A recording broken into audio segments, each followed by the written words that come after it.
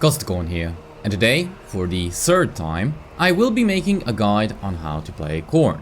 In the guide, I will try and give you the very basics of playing Khorne, how to manage your resources, as well as how to properly use their mechanics, give you a general idea on what to do in your campaigns, show you their very intricate settlement building, and at the very end, give you a few tips for each of their campaigns. And if you're interested in which units and what kinds of armies you should be recruiting in your Khorne campaigns, I do have a video for that as well, which I will link in the description. So, to start off with, let's first talk about your unique resource, skulls. You probably already know how to claim skulls though. You fight battles, raise settlements, and pick up skull piles left on the map after large-scale battles.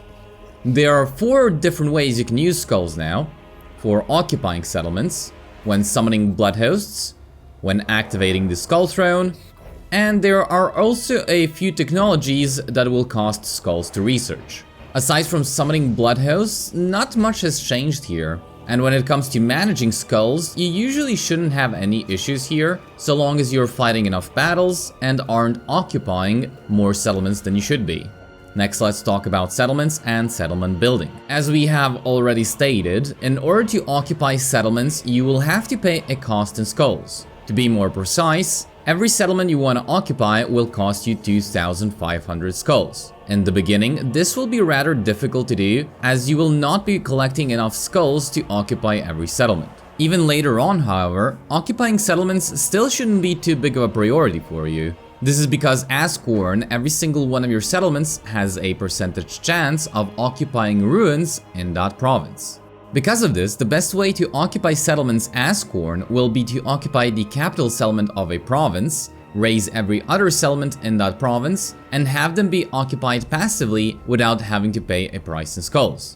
Now, before the update with the Omens of Destruction, when you had to rely on growth from bloodletting to grow your settlements, I had always advised that when you occupy a region passively, you left it as a ruin and started building it up only when you have cleared the area of enemies. However, since they have removed the growth from bloodletting, and you now grow by farming just like every other race, you will have to build up even your minor settlements in order to grow your territory. I would also recommend you build at the very least 2 growth buildings in every one of your provinces. As Khorne, you also have to choose between 2 different settlement types. Between mortal settlements that will allow you to recruit mortal units, and demonic settlements that will allow you to recruit demons. However, it is very simple to decide which ones you should build. You should always have at least 1 capital settlement, so a settlement that can reach tier 5, be a mortal settlement, so that you can recruit all of your mortal units, and have the rest of your capital settlements be demonic. This is because of the fact that there is a building in the demonic settlement that provides you with global recruit capacity, which you will absolutely need since the majority of your units you will be recruiting through global recruitment. As for your minor settlements, you can just alter between mortal and demonic, depending on which hero's capacity you need to increase. Aside from all of this, there is also one building you will have to build in all of your settlements, which is the infrastructure building that provides you with global increase to your post-battle loot income. Now, when it comes to your resource buildings, however, they are now extremely important when playing as Khorne, as they provide you with some very valuable bonuses. The ones you will always want to prioritize getting are the medicinal herbs that provide you with 2% character health, the furs, which also give you missile resistance faction-wide, obsidian, which gives you spell resistance faction-wide, spices, which give you all of your armies 1 melee attack, not much but pretty good, exotic animals, which let you recruit minotaurs at tier 3, which is amazing, and finally gold, which gives you upkeep cost reduction. Next, let's talk about the Skull Throne and the Unholy Manifestations. After the update, the Skull Throne is now a pyramid with different buffs for your faction. You start off being able to use the buffs at the base of the pyramid, and by spending skulls you're able to unlock the higher tier buffs. Most of these buffs here are all pretty good, but it is always a good idea to time them properly with what you plan on doing. So for example, if you're going to be fighting very difficult battles and need every advantage you can get, getting the Summon from Beyond or Hungering Blades buff is going to help you out a lot. And if you're going to fight a lot of battles and need more income, getting the increase to your post-battle loot is a good idea. As for the unholy manifestations, well, they are now a lot less impactful and a lot less enjoyable. The first one is mostly the same, with it spawning an army for you to fight, which you will want to do if you want to regain some movement for the targeted army. The second one just occupies the ruin, which basically just saves you 2000 skulls. The third one gives the selected army more experience, and the fourth one demolishes a enemy settlement. All of them are useful, with the exception of the fourth one, which is there more of if you want to cosplay Tzeentch and give the middle finger to the AI. But aside from that, it really isn't all that useful. When it comes to your blood hosts, they are free of upkeep armies that don't replenish their casualties over the end turn, which you can create by raising settlements and paying a cost in skulls. The more blood hosts you have, the higher the cost in skulls to create the next one will be. Blood hosts also come with a timer, which show you how many turns you have until they start taking attrition. And in order to extend that timer, they will have to participate in battles. Now, it used to be that your blood hosts had to be the army making the attack in order to extend their timer, but now they just have to participate in battles. So having them reinforce another army will extend the timer as well. Before the update, the best way to use your blood hosts used to be that you wanted to preserve them for as long as possible in order to keep getting all of the growth bonuses you got from bloodletting. However, since there are no more global bonuses attached to them, and they will increase the cost of creating new ones, it is a good idea to disband extremely damaged blood hosts that can no longer reliably win battles, so that you can just create new ones for a lesser cost. You will usually want to have blood hosts where you don't have armies to fight your enemies, and instead have your fledgling armies follow your blood hosts, recruiting along the way and gaining experience. You can also just have your blood hosts demolish weaker enemies by themselves, but since they don't replenish over the end turn, they will get worn down after a while. Moving on to technologies, and now they are split up into two categories: pillars, which boost your faction as a whole, and armaments, which boost your units. And right at the start, I will tell you that armaments are really not worth it at all. There are only 4 technologies in armaments that you will ever want, and those are Slaughterer's Pride and Wrathful Slaughter that provide you with army abilities, Unburning Might, which provides your cavalry with some extra speed, and Blood Snorting, which lets your Minotaurs heal. Every other technology here can pretty much just be ignored, unless they are required to research one of the 4 I have already mentioned. This is because they aren't gonna impact your campaign a whole lot, as they only provide some small bonuses such as 6 melee attack for your infantry. And while this is going to be helpful, it isn't going to impact the way you fight battles or play the campaign. Now, as for the pillars technology, these are going to be extremely useful when it comes to boosting your faction. Most of these you will unlock by simply fighting battles, and there is a technology here that you will absolutely want to rush as quickly as possible. And that technology is Sow Death, Reap Blood. This technology gives you 10 growth faction-wide after winning battles for every region you own in a province. This means that if you have a 4-settlement province, every time you win a battle, that province will get 40 growth. And this will help your campaigns immensely. After that one, you should research the entirety of the Pillar of Wrath that will allow you to activate the Skull Throne bonuses a lot more freely, and afterwards you can pretty much just research whatever you want. When it comes to recruiting your armies, there is only a few things you should be aware of. First of which is that it is extremely difficult to recruit units locally due to how few local recruit slots you will have. Because of this, and the fact that your armies will almost never be in your own territory, you will be recruiting units almost exclusively through global recruitment. This is why getting global recruit slots is extremely important. Bloodletting, which used to be a really important feature, is now almost exclusively there to help you recruit units globally, as it will lower your global recruit duration by up to 2 turns. A really good thing you can do is combine the Bloodletting buff with the Skull Throne bonus that reduces global recruitment by 1 turn, and that way you can recruit units that would usually take 4 turns in just 1. Another key thing you should be aware of is that Khorne no longer has supply lines. So it is always going to be beneficial for you to recruit multiple lords. And by having multiple lords reinforce one another, you will also get a rather important ancillary, the Khorne Mutant, which increases relations with other Khorne factions by 15, which can finally come in handy to confederate the other Khorne lords.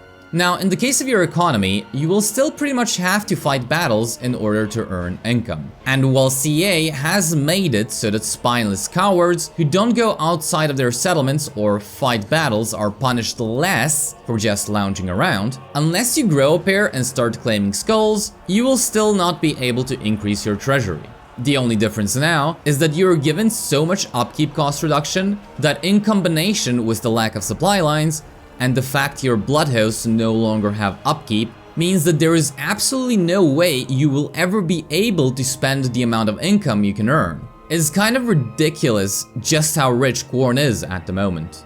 When it comes to the lords, you have 3 to choose from: Skarbrand, Skulltaker, and Arbaal. Each of them is fairly unique in the way you start off their campaigns and how you progress through them. So let's start off with Skarbrand. Due to his faction bonuses, Skarbrand is able to boost your blood hosts a bit more than the other 2 lords, by providing them with a bit more time before they start taking attrition, and giving you 2 extra units upon creation. Now, this doesn't seem like that big a deal at first, but in combination with the Skull Throne having a bonus that gives your next blood host 2 units upon creation, you're able to have a bit of an easier time dealing with Malagor in the beginning. So what you will do is the same as every previous Skarbrand campaign: move Skarbrand closer to the first enemy, embed the Blood Reaper, activate the Skull Throne ability to get more units in your next blood host, then attack. After winning the battle, you should be able to reach the enemy settlement, attack the settlement, and Blood for the Blood God it to summon a blood host. Force march Skarbrand towards Malagor.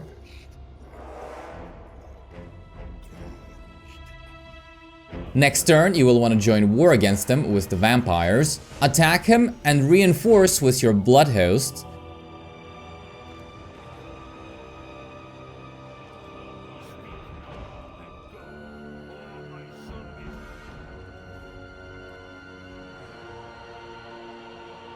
Then after you win the battle, Blood for the Blood got his settlement, and now you have 3 armies that should be able to handle anything you go up against for the next 10 turns of your campaign.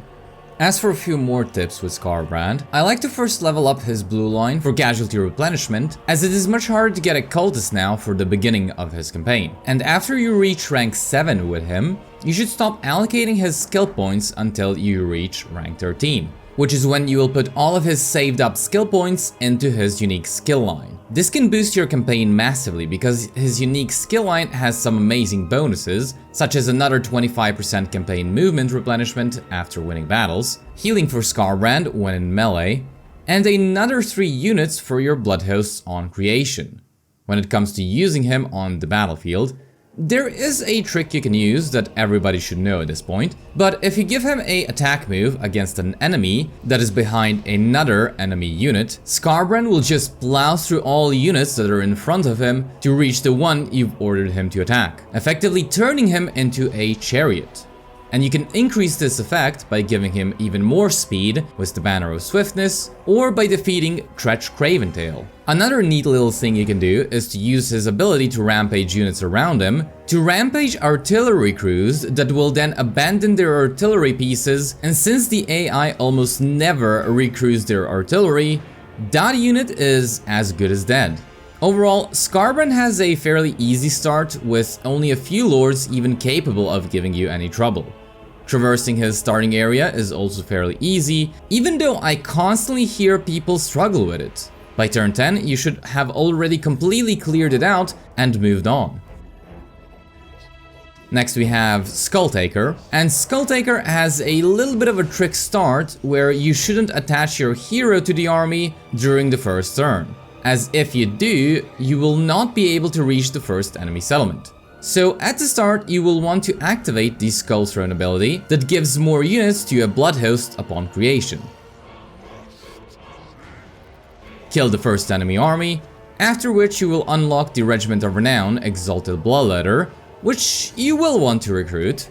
then attack and raise the enemy settlement to summon a blood host.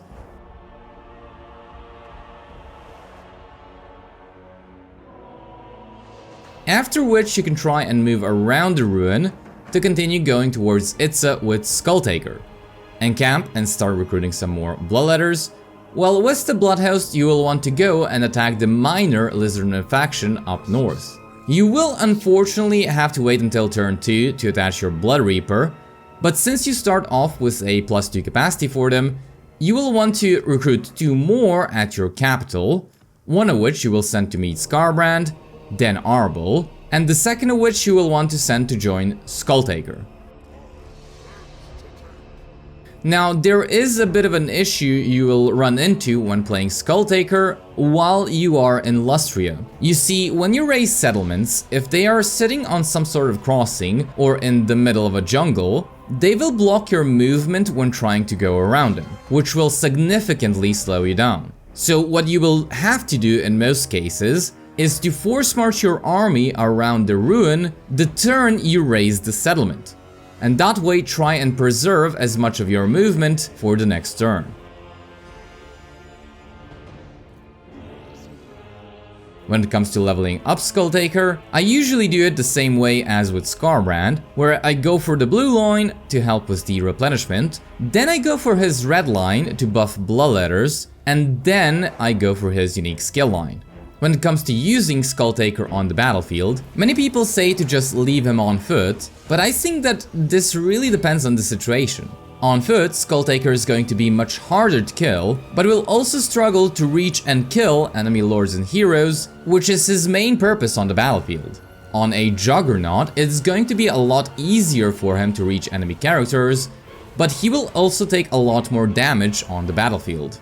Finally, on a Blood Throne, he is going to be the most susceptible to taking damage, but also has access to healing, and is going to have a much easier time to reach enemy lords and heroes. When it comes to Skulltaker's mechanic, the Cloak of Skulls, I would suggest you get the ability to teleport towards enemy lords as quickly as possible, and then complete it so that you reduce its cooldown to just 5 turns. Afterwards, I look to finish the bonuses that give you campaign movement replenishment, and the bonus that gives you extra experience. These 3 Skullcloak bonuses are absolutely amazing and boost your campaign by insane amounts, so always try and finish them before you move on to the next ones. Overall, Skulltaker has a relatively easy but very annoying campaign start, with him being in Lustria.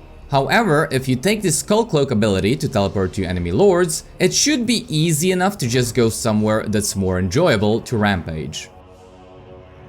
Lastly, we have Arbaal, and he probably has the most straightforward start out of all the Khorne lords. But there are still some things you can do to help him out in the beginning. What you can do is, instead of attaching the cultist, send the cultist to create a cult in the settlement opposite of where you will move with Arbaal. Activate the Skullthrone ability that gives you extra loot for fighting battles, fight the first enemy, then attack and raise the settlement to summon a blood host.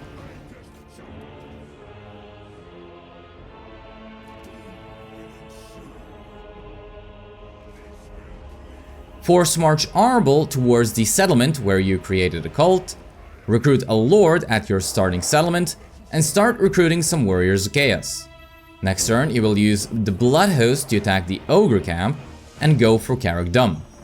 Sack the settlement that has the cult in it with Arbaal, then force march Arbaal towards Carrick Dum, and move your fresh lord towards the settlement you just sacked.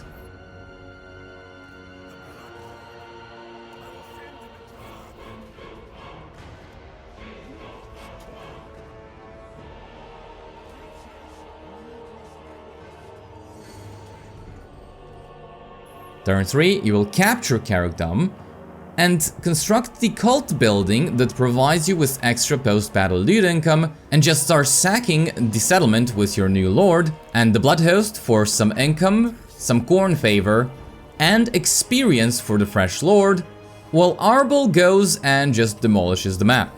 There really isn't much more I can tell you about playing Arbaal. One thing to keep in mind though is that if challenges start spawning new factions for you to fight, it means your army is completely unbeatable by any other army currently on the map. What you can do is, if you want to fight armies that the AI has built up naturally, as well as to get challenges to fight legendary lords, you can transfer all of Arbaal's units into a different army and lower his power level. That way, you will get challenges to fight armies that are currently on the map and not have new armies just spawn in for you to fight.